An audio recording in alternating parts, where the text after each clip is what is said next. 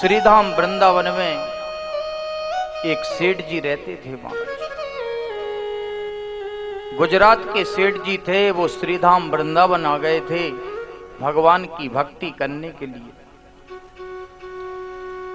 लेकिन उनको एक कष्ट था, उनके यहां पर सब कुछ था लेकिन कोई बेटी की प्राप्ति नहीं थी। महाराज कोई संतान नहीं थी। तो एक संत आए, संत ने कहा कि सेठ जी तुम क्यों रोते हो, क्या कारण है बताइए। बोले महाराज मेरे यहां पर पुत्र तो है लेकिन बेटी नहीं है। महाराज ध्यान देना, बेटी शब्द कोई साधारण शब्द नहीं है। संत कहते हैं, विद्वान कहते हैं, कवि कहते हैं, ओस की एक बूंद सी होती हैं बेटियां। जितना ख्याल बेटी रख सकती है माता पिता का, इतना ध्यान पुत्र कभी नहीं रख सकता है। बोलो राधे राधे। ओस की एक बूंद सी होती हैं बेटियां, दुख हो माँ बाप को तो रोती हैं बेटियां। रोशन करेगा बेटा एक ही कुल को, दो दो कुलों की शान को बढ़ाती हैं बेटियां। दो दो कुलों की शान को बढ़ाती हैं बेटियां। बेटा तो एक कुल को बढ़ाता है लेकिन बेटियां तो दो दो कुलों की शान को बढ़ा देती हैं। सेठ जी के नेत्रों से आंसू बहने लगे। सेठ जी ने राधा रानी का एक चित्र लिया है, फोटो ली है और अपने कमरे में लगा दिया। जब भी दुकान को जाते तो राधा रानी को ही बेटी मान लिया, क्योंकि संत की वाणी बोले आप राधा रानी को ही बेटी बना लो। बेटी मैं दुकान पे जा रहा हूं, तुम घर संभालना, ऐसा भाव बना लिया। और दुकान पे भी राधा रानी का एक जो है चित्रपट रख दिया। लेकिन एक दिन बड़ी विचित्र घटना घट गई। महाराज देखिए, प्रेम से प्रकट होई मैं जाना, हरि व्यापक सर्वत्र समान। एक दिन मनहारिन आती है, चूड़ी पहनाने वाली। सेठ जी के 3 पुत्र थे तो उनके विवाह हो गया था, तो 3 बहू थी घर में। मनहारिन आई और उसने जो है चूड़ी पहनाने लगी। 3 बहुओं ने चूड़ी पहनी। राधा रानी के मन में आ गया कि सेठ जी मुझे कन्या मानते हैं, तो आज देखते हैं कि वास्तव में हृदय से मानते कि ऊपर से ही मानते हैं। तो राधा रानी ने भी भेष बदल के अपना हाथ आगे बढ़ा दिया कि मुझे भी चूड़ी पहना दो। तो मनहारिन ने महाराज 4 लोगों को चूड़ी पहना दी। महाराज बहुआ ने कहा कि पिताजी दुकान पे गए हैं, वहीं जो है आप दक्षिणा ले लेना। मनहारिन गई है सेठ जी के पास में।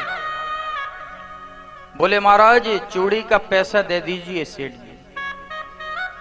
कितने लोगों ने चूड़ी पहनी है? बोले 4 लोगों ने पहनी महाराज, 4 बहुओं ने पहनी। सेठ जी ने कहा कि मेरे घर पे तो केवल 3 बहू हैं, चौथी कहां से आ गई? तुम झूठ बोल रहे हो। बोले नहीं महाराज मैं सत्य बोल रही हूं। सेठ जी ने दक्षिणा नहीं दी और घर आते हैं। अपने घर पे पूछा, बोले हाँ महाराज हम लोगों ने चूड़ी पहनी थी, लेकिन चौथी का पता नहीं कौन था। और रात्रि में सो जाते हैं सेठ जी, लेकिन रात्रि में क्या आश्चर्य घटना घटती है माताएं बहनें भाई बहन, बड़ी सुंदर घटना घटती है। सेठ जी सो रहे थे, राधा रानी स्वप्न में नेत्रों से आंसू बह रहे थे राधा रानी को। और राधा रानी मानो रोते रोते ये कह रही थी, सपने में आई बृषभान की लली, बेटी बनाई लेकिन नाते ना निभायो है। मैंने मानी पिता किंतु तुमने बेटी धर्म ना निभायो है।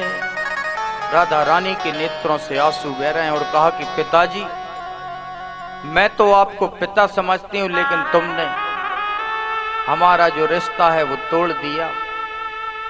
चूड़ी पहर लीनी मैंने, जानी पितु गे है कौल, आप मन हौरन को मोल ना चुकायो है। मैं तो आपको पिता समझती हूं, लेकिन तुम मुझे पुत्री नहीं समझ सकते, समझते नहीं हो। सेठ जी ने जैसे ये स्वप्न देखा, नेत्रों से झरझर आंसू बहने लगे। मेरे से बहुत बड़ा अपराध हो गया महाराज।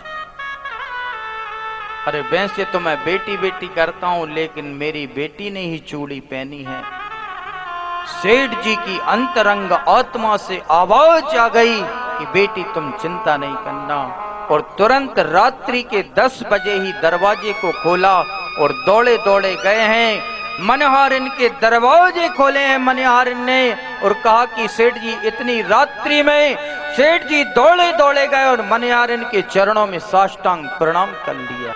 धन्य धन्य मनहारिन, तेरे से नहीं महान कोई संत महंत पुजारी। और चूड़ी पहन गई तब करते श्री ब्रस भाने दुलारी। हे मनहारन, तुम धन्य हो, तुम्हारे भाग्य की सराहना देवराज इंद्र भी नहीं कर सकते। मुझे कभी दर्शन नहीं हुआ, लेकिन तुम्हारे हाथ से राधा रानी ने चूड़ी जो है पहन ली है। तुम कितनी भाग्यशाली।